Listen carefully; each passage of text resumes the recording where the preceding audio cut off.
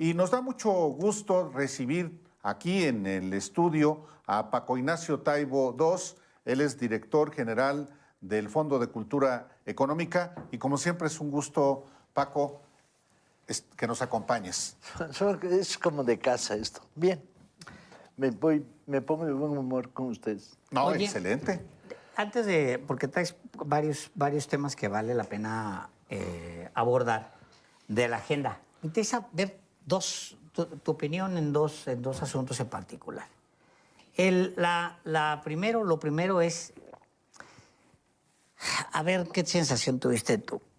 Veo que una carta y varios ahí dicen de repente, por favor retiren mi artículo de Nexos porque Ezra Chabot publicó un artículo horrible, por decirlo menos. Retiren mis artículos. O sea que la semana pasada, una semana antes, Nexos era una revista aceptable y de repente se convirtió en una revista. No es hipocresía esa. Yo creo que hay un elemento que está en el aire, que es los chayoteros de ayer trataron de reconvertirse, pero no podían reconvertirse porque estaban ligados financieramente a las ubres de la vaca y por lo tanto no había reconversión posible, pero al mismo tiempo iba disminuyendo la ubre, la vaca y las posibilidades. Y en esa medida se incurren contradicciones verdaderamente absurdas, como se peguen unos a otros, no se quieran, se corran y se creen vacíos. Había algo que era quizá el fondo del problema, que era el enorme dinero que circuló hace 4 o 5 años, hasta hace 4 o 5 años, en los medios privados de televisión, ya no es rentable en términos de desastre de audiencias. Alguna vez discutiendo con alguien me dijo, oye Paco, ¿qué sabes de esa reunión que tuvieron los dueños de unos supermercados con Televisa?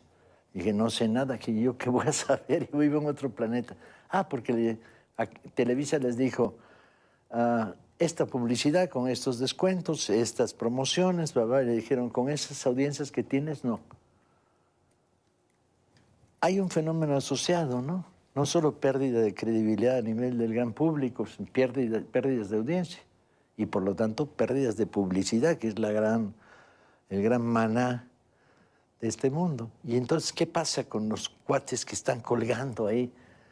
Pues que de repente encuentran que están en aparatos donde hay contradicciones. Llévate mal, síguete llevando mal con el gobierno, ese es el tono, pero no te lleves mal y entran en contradicciones, cada vez más locas y más absurdas, ¿no? Sí. Porque es muy bobo, ¿no? En particular eso, es como de repente descubrieron que Letras Libres es de ultraderecha. Pues, ¿en qué capítulo qué nacieron ayer? ¿Dónde habían estado viviendo? ¿Duraron 20 años en coma o qué? ¿No era una revista liberal? No, creo que no. ¿A ti te engañaron alguna vez? No, hombre, no engaña a nadie. No, pero lo digo a partir del tono también que Alejandro hace de Letras Libres y de Nexos. Efectivamente, Nexos publica ahora Ezra Chabot un ensayo en defensa o en contra de lo que se ha acreditado es un genocidio del Estado israelí en Gaza. Y a mí me parece muy positivo que se genere este debate. Los que están en contra y los que dicen, sí, me parece muy bien que se exhiba, que no es alguna novedad, los que defienden el genocidio. Sí.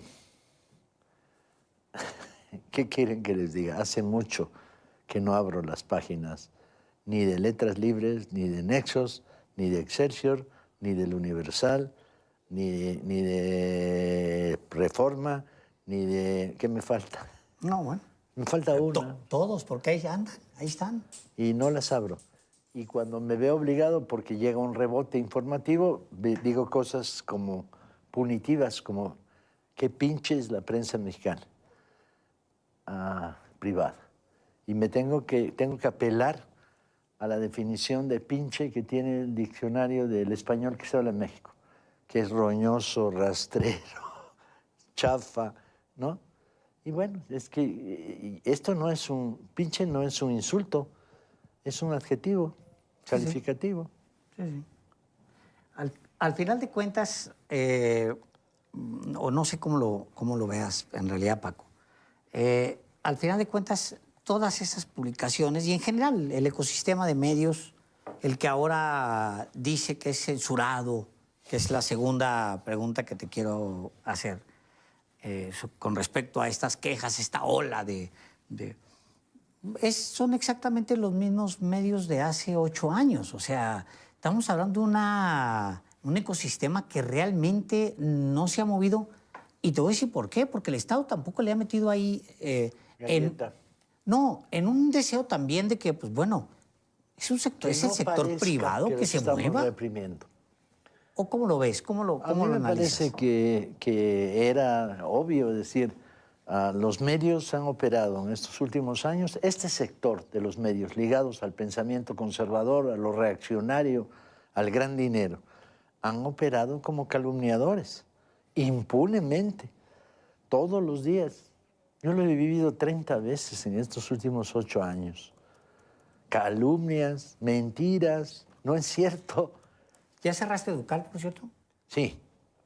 ¿Y Es mentira. ¿Y ya estás desapareciendo librerías? No. Te quería preguntar porque sí lo vi publicado. No, es que ahí está la clave.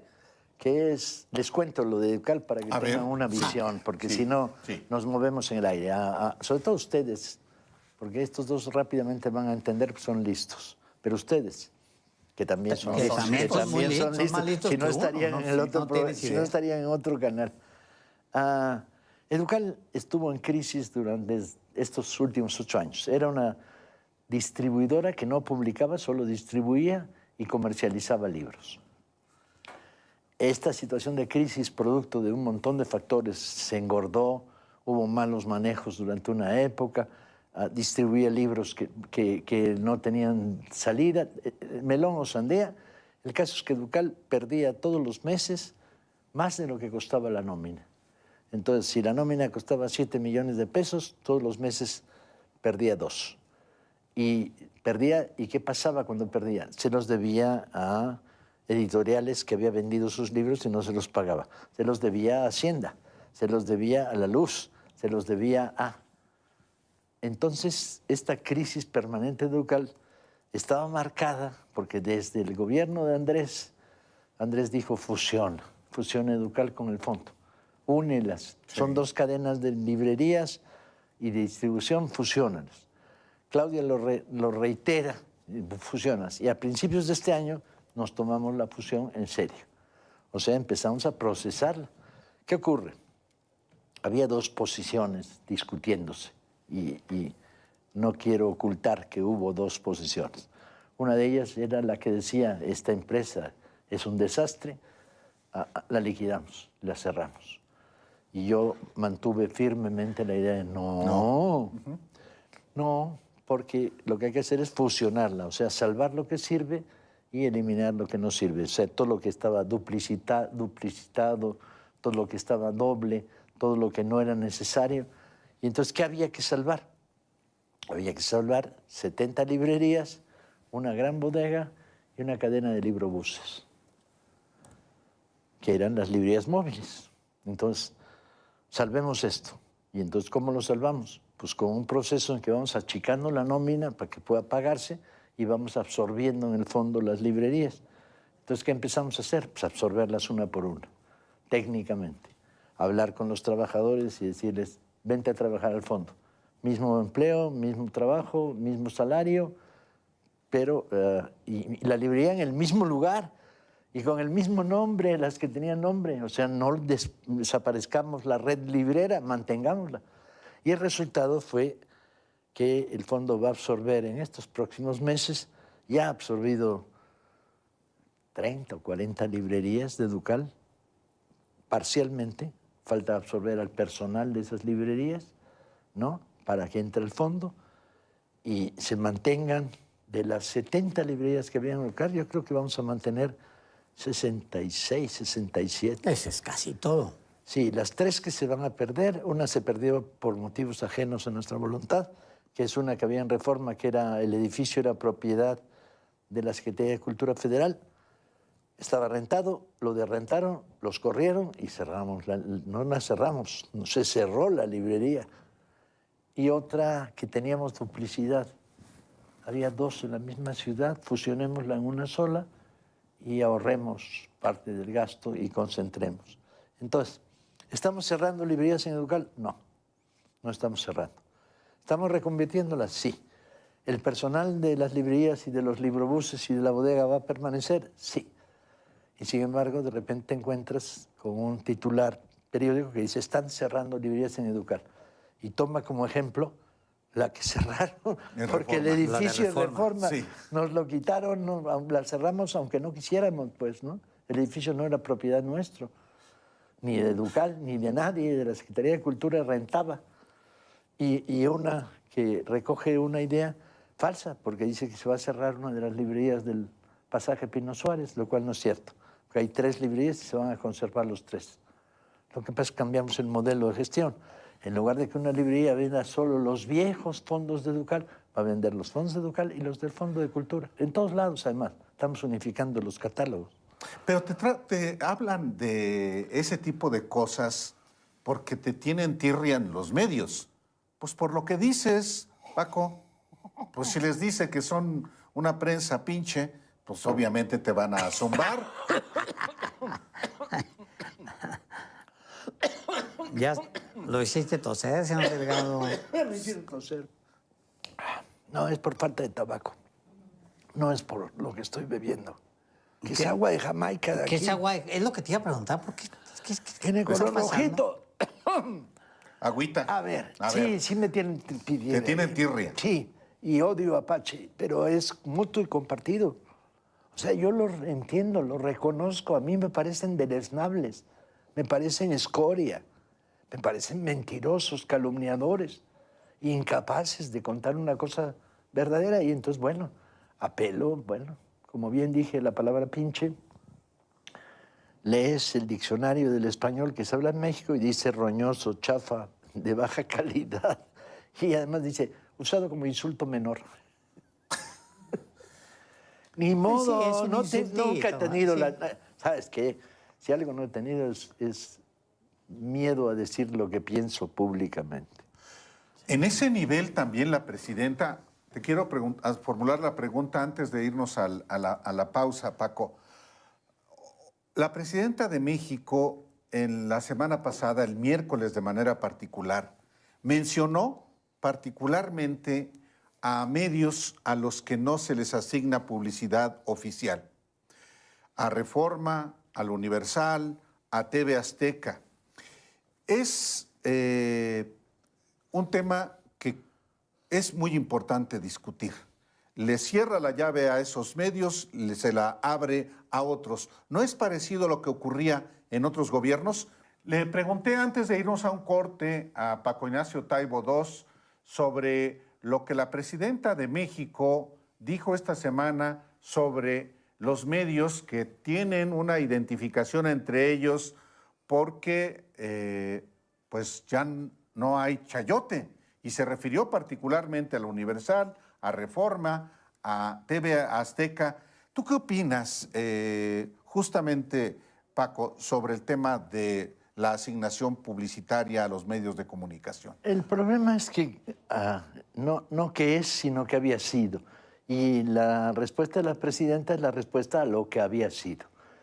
Este país, desde el aparato del Estado y desde la presidencia del país, desde la Secretaría de Gobernación, manejaron informativamente al país a partir de comprar a los medios. Y había muchas maneras de comprarlos, ¿sí? Permitiendo negocios sucios en el aviso oportuno, otorgando publicidades falsas o voluminosas, desproporcionadas al alcance que ese medio tenía sobre la publicación de los resultados de la Lotería Nacional. Pero había otra más infame, que eran los famosos infomerciales.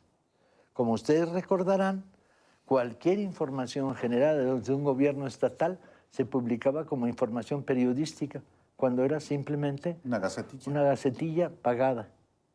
Entonces, el que tenga que aparecer la P famosa en el nuevo reglamento que está circulando apenas ahora, a mí me parece correcto. Entonces, lo que está sucediendo es que se están cobrando deudas que en el pasado destruyeron a los ciudadanos mexicanos porque no nos permitían tener información falsa a partir de mecanismos, corrupciones de la información. Yo lo viví, Chihuahua, a lo largo de mi corta vida, porque ustedes no tienen por qué saberlo, pero somos casi más viejos algunos unos que otros, pero yo pasaba por la puerta del despacho de Zabludovsky y había un teléfono rojo. Y ese teléfono rojo conectaba con la Secretaría de Gobernación. Y antes de empezar el programa de televisión más visto en México, sonaba el teléfono y decía, este es el ángulo, este es el enfoque. Y las veces que pasé enfrente, había un Zabludovsky diciendo, sí señor, sí señor, sí señor. Yo le preguntaba a la secretaria, ¿con quién habla? Y no me quería decir, hasta que un día me dijo, con el secretario de Gobernación. La manera de enfocar una noticia estaba dada por el secretario de Gobernación a través de una llamada telefónica al conductor que tenía la mayor audiencia en México. Y esto se perpetuó en todas las estructuras. Luego, con esta situación se están pagando deudas del pasado. Dice, no va a haber dinero público para ustedes, porque cuando hubo dinero público lo usaron dolosamente. No me parece bien. Pues sigue habiendo dinero público a medios. Y pues es que también, no hay otra, también tienes que publicar una campaña de vacunación, tienes que informar. Los resultados de la Lotería Nacional hay que informarlos. Hay mecanismos para... Yo estaría de la opinión de cero publicidad a medios de comunicación. ¿Y cómo publicas los resultados de la Lotería Nacional? Hay medios alternativos. O los publicas, simplemente los informas y como es información, el que los quiere reproducir, que lo reproduzca. Tienes que pagar un montón de campañas que van anuales. Por ejemplo, todas las campañas de vacunación. Esas tienes que... Me parece obligado, ¿no? Casi obligado. Yo no sé si la selección de medios, por ejemplo, es la adecuada, como dices, o si digamos que el conflicto de la asignación de ese recurso, que es un recurso público, nace en el momento en el que no hay una discrecionalidad mayor de la que desearía incluso el medio, ¿eh? Yo, por ejemplo, soy también de la opinión de que tiene que establecerse reglas muy claras y que el medio tiene... ¿Hay una ley? Sí, nada más que, Álvaro, tienes que, como todo, tienes que salvaguardar, tienes que acotar la ley para decir, no te puedes brincar esto, tienes que aplicarlo así, tienes que sacarlo acá, y que haya una cantidad de mecanismos que permitan transparentar la aplicación de ese recurso público. Eso es lo que yo creo. Aquí hay una decisión de la presidenta, no le damos a TV Azteca, la Universal ni a Reforma. ¿No es una actitud discrecional como antes? Pero no, lo que pasa es que mencionó 3, pero esa no es la única lista, ni está cerrada. Había que preguntarse, ¿no le damos publicidad? ¿Qué significa? ¿No generamos envíos de dinero bajo la mesa para estos medios para que nos sonrían? Eso es lo obvio. O sea, romper la lógica del chayote. Y no le damos dinero a periodistas para que informen de cierta manera. Órale. Pero no hubo discusión sobre el manejo de los fondos públicos en campañas informativas, que además hay que separar. Una cosa es la información y otra cosa son las obligaciones informativas que tiene el aparato del Estado. Yo no tengo ninguna obligación en el Fondo de Cultura Informativa. Yo no tengo que publicar publicidad de nada de lo que hago. Por lo tanto, mis relaciones con los medios es cero. Nula. Cero. Pero no tanto. Sí estás mucho en los medios. Mucho. Fíjate. Pero a partir de información. Yo estoy ofreciendo información y recibiendo información. Híjole, mira, hace como un mes vi una nota por ahí de un subgerente del fondo. Él denuncia homofobia. Un chat, sale la información, etcétera. Bueno, lo han entrevistado un montón de gente. Es que ese es el juego sucio. ¿Qué pasó ahí? A ver. Es muy sencillo. Tenemos un compañero que trabaja ahí, un programa de televisión. Al final del programa de televisión se pelea con otra compañera. Esta compañera lo exulta y hay un insulto sin duda homofóbico, aunque no directo a él, pero sí. Y ahí muere. Cuando descubro el problema, convoco a la gente del programa de televisión y le digo a la compañera, esto es inaceptable e insoportable. Por lo tanto, ya no eres la jefa de la coordinación de los programas de televisión.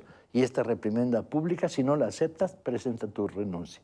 Bien. A ella. A ella. La que profesa la ofensa. Exacto, que es el único que... Bueno, y sin embargo, este cuate, yo creo con intenciones económicas, no me atrevo a especular demasiado, se va a los medios públicos a decir, el fondo es homofóbico, y quiero acusar al director del fondo de omisión, porque no intervino.